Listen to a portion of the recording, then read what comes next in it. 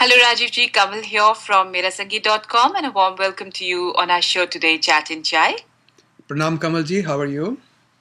Very well, thank you. प्रणाम राजीव जी और पिछले हफ्ते हमारी आपसे बात हुई थी इमिग्रेशन बिल पर अब कुछ ऐसा लग रहा है कि we just have to wait and watch or is there anything latest that you can update our listeners with?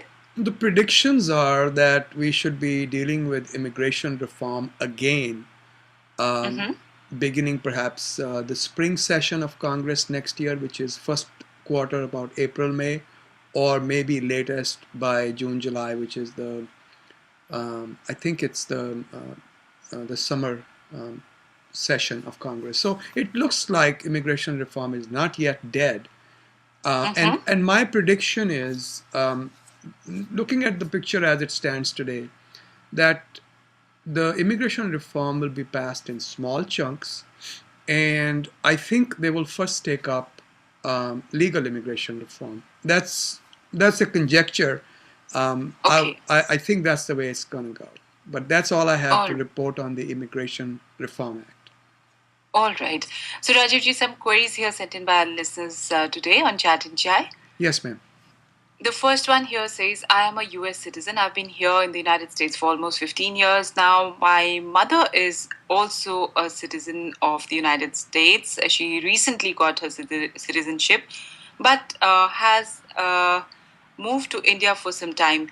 Now, she would need to be there for almost a year. Is it all right if she comes over to the United States back here after a year, or is there a time period within which she'll have to be back home in the United States? Very good. For US citizens, there is no time limitation on how long they can stay out of the country. It can be 1 year, 10 years, 20 years. There's, unlike green card holders, for US citizens, there's no time limit. Oh, okay, that's great. There's a similar question here sent in by another listener here, Ajuji. I think she'd sent in earlier as well. She says, I have been here in the United States again almost for about 8 years. My husband is a US citizen. My children were born here. I would be leaving for India. She should be in India now. She said I would be there in November, and because of a number of family obligations, I would need to continue to stay there. I just want to mention here that I am in the process of getting my citizenship, which I had not taken up earlier on my own. So how long would I need to, within what time period she's again asking she would need to get back here in the United States? Her situation is a little different. During the process of naturalization, when you have not yet received it, I would definitely not advise any kind of extended trip outside the United States. Until you get your naturalization, it should be beyond question that your permanent home, in fact, is in the United States. Do not disturb that. If you disturb it during the 5-6 months the naturalization application is pending, the government is well within rights to deny your naturalization application. All right. So here, Rajivji, I just have a question in mind. Now, supposing, because she had written in earlier also, she says she's initially not taken in citizenship on her own, though her children were born there, husband's a citizen, they're running a business. Now, supposing she takes it, or supposing any person takes the citizenship of the United States, he or she automatically, I think, loses this citizenship of his home country, that is India.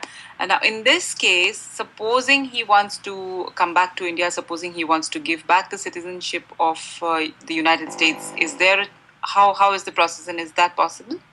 Two comments here. First of all, leaving aside India, just because you have taken citizenship in the United States does not automatically divest you of citizenship of another country. It depends upon the law of that country of which you are a citizen. Right. Okay, you can be a dual citizen under U.S. laws. There is no problem with dual citizenship. Okay. In India, as far as I know, first of all, I don't practice law in India, so it'll be, speaking with too large a mouth and beyond my own knowledge to talk about what the laws of India would be. But from what I recall back in law school days in India, Mm-hmm. If you are an Indian born person, it may be fairly easy to get back your Indian citizenship after you've lived in India for a certain number of months. But please confirm this with a lawyer who practices immigration law in India. So you can Mm-hmm. recapture your citizenship if you were ever to move back. Number two, also, from what I recall, Parliament in India had passed a dual citizenship law, but it has not been implemented by the Indian government. They put out the forms for a few weeks and then they withdrew the forms for dual citizenship. So, India, in theory at least, should allow dual citizenship. In practice, what's going to happen? Somebody needs to start writing to the Prime Minister. A bunch of us need to get together and push them so that we can maintain our citizenship in both countries. Right. So another question, the final question here on Mira Sangeet Rajivji says, if my H-1B petition is denied by USCIS or withdrawn by my employer, what happens to my H-4 dependents?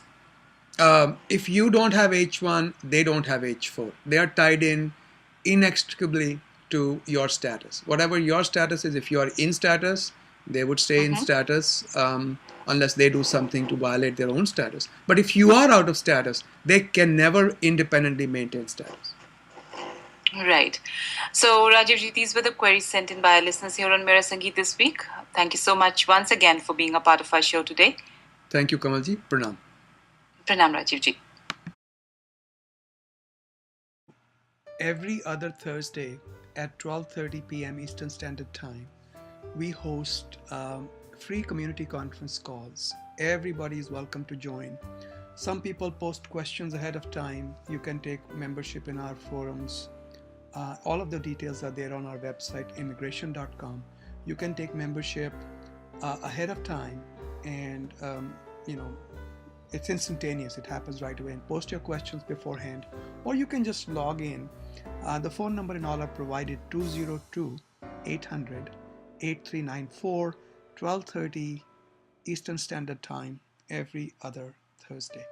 We have free apps for both Apple iOS platform for your iPhones and iPads, as well as for Android. Just look for immigration.com, the period dot, and the application should show up.